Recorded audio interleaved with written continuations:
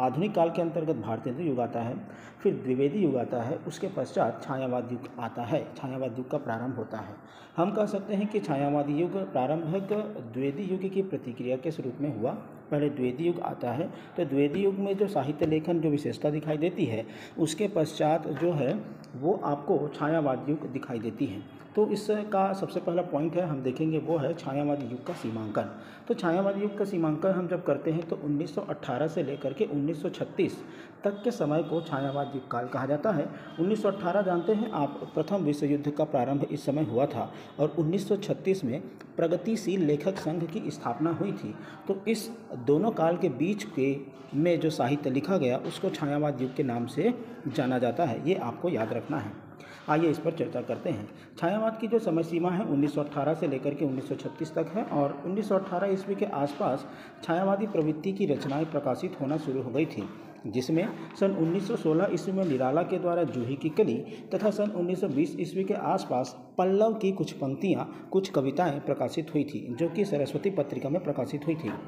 इस प्रकार से हम कह सकते हैं कि इस समय आसपास ऐसी कविताएं प्रकाशित होने लगी थी जो नई विशेषता की थी। किससे अलग थी वो नई विशेषता थी? वो थी द्विवेदी युग में साहित्य जो लिखा जा रहा था उसकी प्रवृत्ति से अलग थी।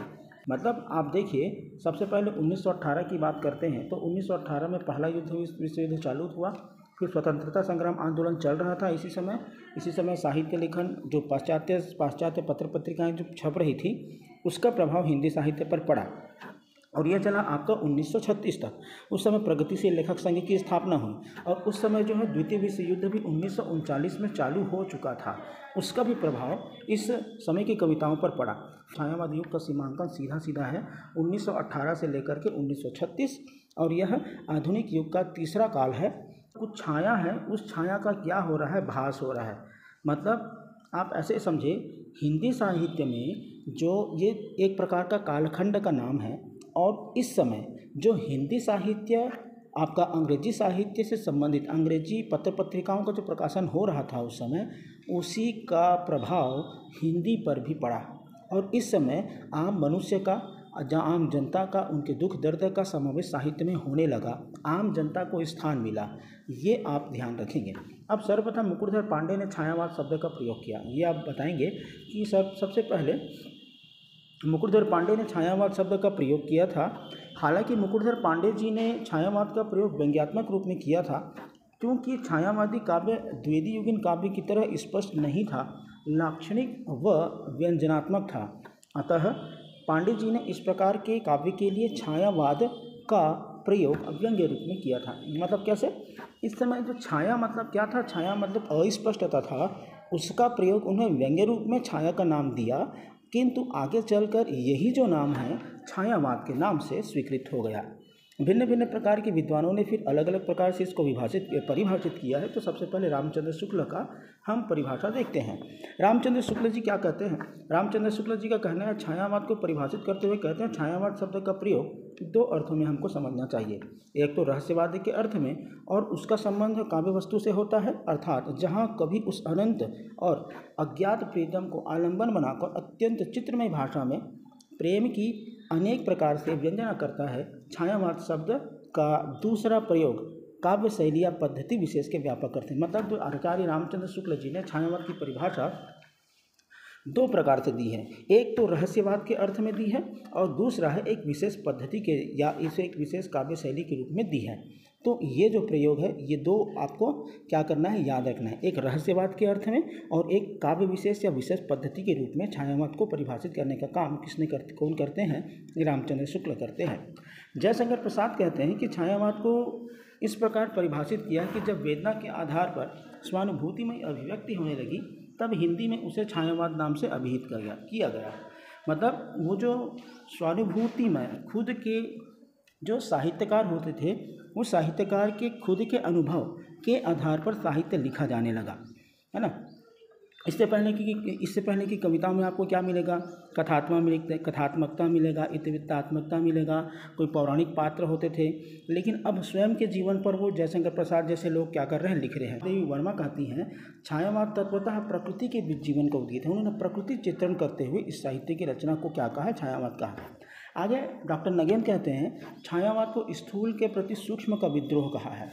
स्थूल के प्रति सूक्ष्म का विद्रोह इस अर्थ में द्वितीयुग की इतिवृत्तात्मकता, मतलब द्वितीयुग की इतिवृत्तात्मकता स्थूल और सरस पदावली की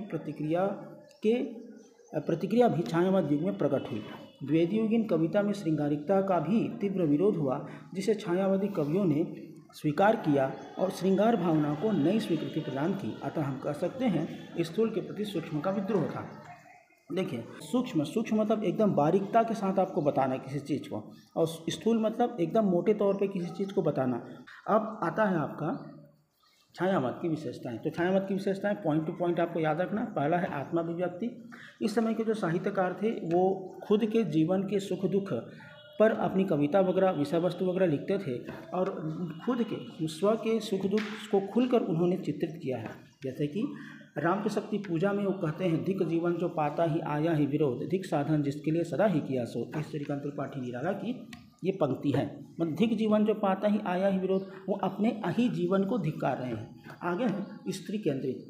दूसरा पॉइंट है स्त्री केंद्रित। छायावादी कवियों ने स्त्री के प्रति उदात्त दृष्टिकोण अपनाया है। रीतिकाल में स्त्री को भोग की वस्तु समझा जाता था, लेकिन छायावादी कवियों ने स्त्री को पुरुषों के समान सम्मान दिया है। सम्मान इसमें छायावाद में या छायावाद के साहित्यकारों के द्वारा दिया गया है। जैसे सुमित्रानंद पंत कहते हैं, तुम देवी आह कितनी उदार, वह मातृमूर्ति निर्विकार, हे सर्व मंगले तुम महती, सबका दुख अपने सह सहती। तो इस प्रकार से जो है स्त्रियों का चित्रण अपनी कविता में इस समय के साहित्यकार किया करते थे। तो पहला है आत्माभिव्यक्ति, दूसरा है स्त्री केंद्रित। आगे आता है प्रकृति चित्रण। तो लगभग जितने भी साहित्य है सब में आपको प्रकृति चित्रण मिलेगा। छोड़ ध्रुवों की मृदु छाया, तोड़ प्रकृति से भी माया, बोल बाले तेरे बाल जाल में कैसे उलझा दूं लोचन। तो इस प्रकार से आप प्रकृति चित्रण ज़्यादा समझाने की जरूरत नहीं है। आगे आता है दुख और पीड़ा की अभिव्यक्ति। छायावादी कवियों ने अपनी कविता के माध्यम से अपने दुख की और पीड़ा को अभिव्यक्त करने का प्रयास किया है। महादेव वर्मा का है पंक्ति है, मैं नीर भरी दुख की बदली, विस्तृत नभ का कोई कोना, मेरा न कभी अपना होना, परिचय इतना इतिहास यही, उमड़ी कल थी मिट आज चली। तो ये पंक्ति आपको, ये पॉइंट आपको मिलेगा। 4 पॉइंट हो गया है। आगे है 5वां पॉइंट। 5वां पॉइंट क्या बताता है? रहस्य भावना। इस समय के जो साहित्य है उसमें रहस्य भावना दिखाई देता है। रहस्य मतलब क्या? मतलब जब हम अज्ञात प्रियतम के प्रति कोई भाव व्यक्त करते हैं, जैसे कि न जाने कौन आए द्युतिमान, जान मुझको अबोध अज्ञान। अज्ञान पता नहीं किसके बारे में बोल रहे हैं। मतलब ईश्वर के प्रति एक प्रकार का वो हो सकता है, कोई पति हो सकता है, किसी अपना पसंदीदा व्यक्ति हो सकता है, उसके प्रति किसी अज्ञात प्रीतम के प्रति जब कोई बात हम कहते हैं तो उसको कहा जाता है रहस्यवाद। मतलब किसी है सौंदर्य परकता के सौंदर्य चित्र में रीतिकालीन स्थूलता और मानसूलता नहीं है, बल्कि बाह्य की अपेक्षा आंतरिक सौंदर्य आपको दिखाई देगा। छायावादी साहित्य में आंतरिक सौंदर्य आपको दिखाई देगा। आगे आता है श्रृंगारिकता। छायावादी कवियों ने पूरे मनोयोग से श्रृंगारिक भावना का प्रकट किया है, दिखाया है। द्वितीय युग में यह प्रवृत्ति नहीं थी। द्वितीय युग के कवियों में श्रृंगारिक भावना की पूरी उपेक्षा की गई थी। एग्जाम्पल है जूही की कली कविता में है, सोती थी जाने कैसे प्रिय आगमन, यह नायक ने चूमे, कपोल डोल उठी वल्लरी की जड़ जैसे हिंडोल। ये विचारात्मक प्रवृत्तियाँ जो अद्वैतवाद, सर्वात्मवाद, धार्मिक क्षेत्र में रूढ़ियों और बाह्याचारों के मुक्त व्यापक मानव हितवाद, मानवतावादी, ये सब विचार, राजनीति के क्षेत्र में शांत, सामाजिक क्षेत्र में समन्वयवाद, ये सब विचार जो है आपके छायावाद के साहित्य में आपको क्या मिलेगा? दिखाई देगा। ये सब शैलीगत प्रवृत्तियाँ जो जिस स्टाइल में जो लिखते थे छायावादी साहित्यकार लोग क्या करते थे, किसी न किसी स्टाइल में लिखते थे। तो वो जो स्टाइल लिखा जाता था वो कैसा था, वो जो शैली थी लिखा जाता था वो कैसा था? तो उसमें मुक्तक गीति शैली होती थी, उसमें कोई कथा बहुत कम होती थी, मुक्तक गीति शैली होती थी, प्रतीकात्मकता उसमें होती थी, और नवीन अलंकारों का प्रयोग, प्राचीन अलंकारों का भी प्रयोग उसमें होता था। उसमें व्यक्तिकता, भावात्मकता, संगीतात्मकता, संक्षिप्तता, कोमलता, ये सब विशेषताएं उसमें दिखाई देती हैं जो कि शैलीगत प्रवृत्तियाँ हैं इस सब के साहित्य में। एग्जाम्पल प्रमुख कवि देखते हैं तो छायावाद युग के प्रमुख कवि 4 प्रमुख कवि हैं। जयशंकर प्रसाद है, सूर्यकांत त्रिपाठी निराला है, सुमित्रानंद पंत और महादेव वर्मा है। इसी के बारे में यहाँ चर्चा करते हैं। रामचंद्र शुक्ल ने छायावाद का जनक मुकुरधर पांडे को कहा है। तो रामचंद्र क्वेश्चन आता है कि छायावाद का प्रवर्तक कौन है, तो आप जयशंकर प्रसाद बताएंगे। लेकिन पूछेगा कि रामचंद्र शुक्ल ने छायावाद का प्रवर्तक किसको माना है, तो मुकुरधर पांडे को माना है। छायावादी काव्य चतुष्ट में 4 कवि थे जिसको चतुष्ट कहा जाता है। जयशंकर प्रसाद, सुमित्रानंदन पंत, सूर्यकांत त्रिपाठी, निराला, महादेव वर्मा। छायावादी कवि की जो रचना है वो है सबसे पहले जयशंकर प्रसाद। जयशंकर प्रसाद की छायावादी रचनाओं में झरना, आंसू, लहर, कमायनी ये सब शामिल हैं। अन्य रचना है उर्वशी, वन मिलन, प्रेम राज्य, अयोध्या का उद्धार, शोकोच्छवास, बभ्रुवाहन, कानन कुसुम, प्रेम पथिक, करुणालय, महाराणा का महत्व, ये सब शामिल है। कमायनी बहुत प्रसिद्ध रचना है जिसमें 15 सर्ग हैं। 3 प्रमुख पात्र हैं इसमें, मनु, श्रद्धा, इरा जो मन, हृदय और बुद्धि का प्रतीक है। इसी प्रकार आगे है सूर्यकांत त्रिपाठी, निराला। तो सूर्यकांत त्रिपाठी निराला की जो रचनाएं हैं वो हैं अनामिका, परिमल, गीतिका, तुलसीदास 1938 में लिखा गया, ये सब रचनाएं शामिल हैं।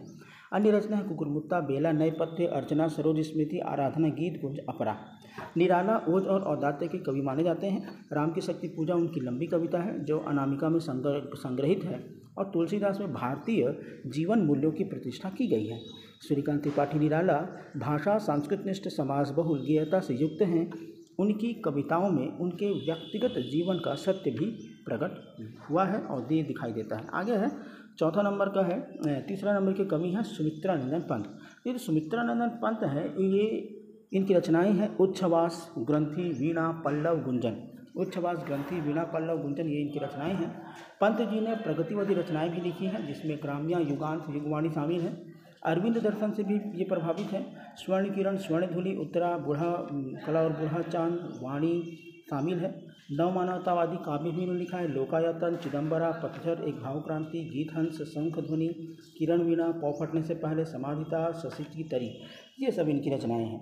पंत जी के काव्य नाटकों में रजत शिखर है, काव्य नाटक भी इन्होंने लिखा है।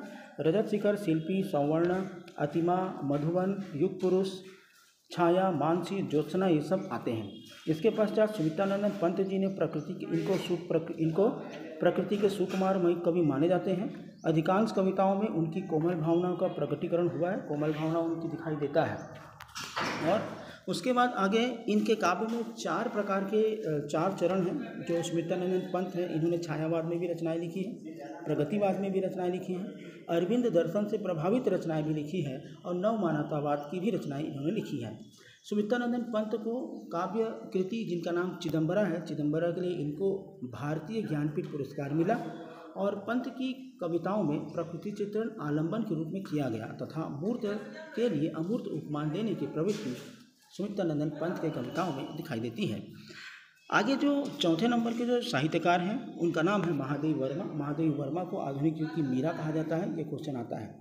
तो महादेव वर्मा ने निहार लिखा है 1930 में, रश्मि, निहार, रश्मि, निर्जा, सांध्य गीत, यामा ये इनकी रचनाएं हैं। महादेव वर्मा को आधुनिक मीरा कहा जाता है। उनकी रचना यामा, निहार, यामा में निहार, रश्मि, निर्जा, सांध्य गीत संकलित है। मनीर भरी दूर की दुख की बद्दी उनकी प्रसिद्ध कविता है। महादेव वर्मा के काव्य में विरह भावना की प्रधानता, यह विरह वेदना अलौकिक है। उनके काव्य में रहस्यवादी भावना दिखाई देती है। और उसके बाद जब पूरे के पूरे विज्ञापन रहस्यवाद के जो पूरे का पूरा जब छायावाद का मूल्यांकन करते हैं तो छायावादी काव्य में सर्जना के आगे चलकर विभिन्न धारा की कविताओं का मार्ग प्रशस्त किया है, जिनमें प्रगतिवादी रचनाएं, व्यक्तिनिष्ठ रचनाएं, प्रकृति संबंधी दृष्टि, प्रकृति से संबंधित छायावाद काव्य में नवीनता और ताजगी का अनुभव होता है। मतलब ये सब विशेषताएं इनके साहित्य में, छायावादी साहित्य में दिखाई देता है। अनुभूति, मतलब इसमें याद रखना कि अनुभूति जो अनुभूत किए हैं साहित्यकारों ने वो उन्होंने अपने साहित्य में दिखाया है। और उसके साथ साथ जो सब्जेक्ट है, जिस विषय पर वो साहित्य लिखते थे, अब वो आम जनता को ध्यान में रख करके साहित्य लिखा जा रहा था। मतलब वही व्यक्तिनिष्ठता है। और आगे चलकर सामाजिकता का ही विकास प्रगतिवाद में हुआ। आगे का जो चरण है जो हिंदी साहित्य का, उसको प्रगतिवाद कहा जाता है। इसके बाद वो चरण आता है और इस प्रकार से ये इसका मूल्यांकन है। आगे चलकर सामाजिकता का ही विकास प्रगतिवाद में हुआ और व्यक्तिनिष्ठता का विकास प्रयोगवाद में दिखाई देता है। ये तब समझोगे जब आने वाला वीडियो प्रगतिवाद और प्रयोगवाद के बारे में आप देखोगे। तो आज